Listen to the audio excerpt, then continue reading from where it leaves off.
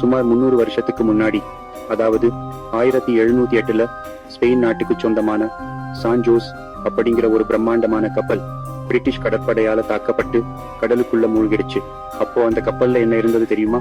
வெறும் ஆளுங்க மட்டும் இல்ல, மூட்டை மூட்டையா தங்கம், வெள்ளி, மரகத கற்கள்னு ஒரு பெரிய பொக்கிஷமே அதுல இருந்திருக்கு. பல வருஷமா இந்த கப்பலை தேடிட்டு இருந்தாங்க. ஆனா ஆழ்கடல்ல அவ்வளவு ஆழத்துல மனுஷங்க போறது ரொம்ப கஷ்டம். அப்போதான் களத்துல இறங்கிச்சு ஒரு ஹைடெக் ரோபோட். அந்த ரோபோட் கடலுக்கு அடியில 3100 அடி ஆழத்துக்கு போய் அங்க சிதறி கிடக்குற தங்க காசுகள், பீங்கான் பாத்திரங்கள், பீரங்கிகள் எல்லாத்தையும் வீடியோ எடுத்து அனுப்பியிருக்கு. இந்த கப்பல்ல இருக்கிற பொக்கிஷத்தோட இப்போதைய மதிப்பு கிட்டத்தட்ட 1.4 லட்சம் கோடி ரூபாய், 17 பில்லியன் டாலர்ஸ். நினைச்சு பார்க்கவே தலை சுத்துதுல. கப்பல் எங்க இருக்கு, அதுல என்னென்ன பொருட்கள் எந்த நிலைமையில இருக்குங்கிற மர்மத்தை இந்த ரோபோட் இப்போ வெட்ட வெளிச்சமாக்கி இருக்கு. இதற்கு பயன்படுத்தப்பட்ட ரோபோட் வெறும் கேமரா மட்டும் இல்ல, அதுல இருக்கிற சென்சர்கள் மூலமா அந்த பொக்கிஷங்களை சேதப்படுத்தாம எப்படி வெளியில எடுக்கலாம்னு கொலம்பியா நாட்டு ஆராய்ச்சியாளர்கள் பிளான் பண்ணிட்டு இருக்காங்க.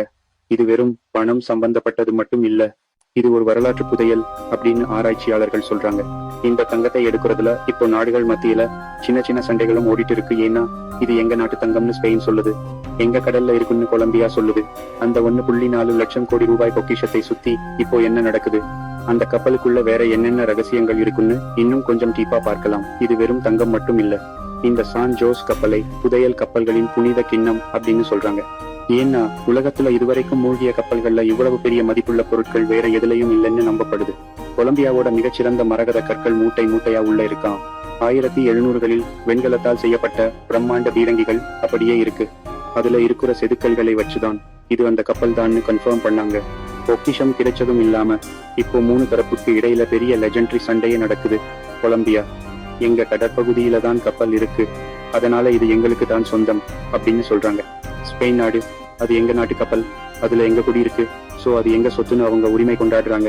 அந்த காலத்துல இந்த தங்கத்தை வெட்டி எடுக்க ஸ்பெயின் காரங்க பயன்படுத்திய பூர்வ குடிமக்கள், இண்டிஜினஸ் பீப்புள், எங்க கிட்ட இருந்து திருடின தங்கம் இது, எங்களுக்கே கொடுங்கன்னு கேக்குறாங்க. ரோபோட் எடுத்த லேட்டஸ்ட் வீடியோக்கள்ல சில ஆச்சரியமான விஷயங்கள் தெரிஞ்சது. 300 வருஷம் ஆகியும் அந்த தங்க காசுகள் இன்னமும் மின்னிக்கிட்டு இருக்கு. பாதிக்கப்படாத பொருட்கள்.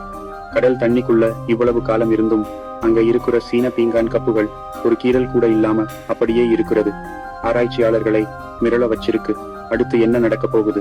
கொலம்பியா அரசு இப்போ ஒரு முக்கியமான முடிவை எடுத்திருக்காங்க. அந்த பொக்கிஷங்களை வெளியில எடுத்து ஒரு பிரம்மாண்டமான அருங்காட்சியகம் கட்ட போறாங்களாம். ஆனா ஆழ்கடல்ல இருந்து இந்த பொருட்களை எடுக்கும் போது அது காத்துல பட்ட உடனே சிதைஞ்சு போக வாய்ப்பு இருக்கு.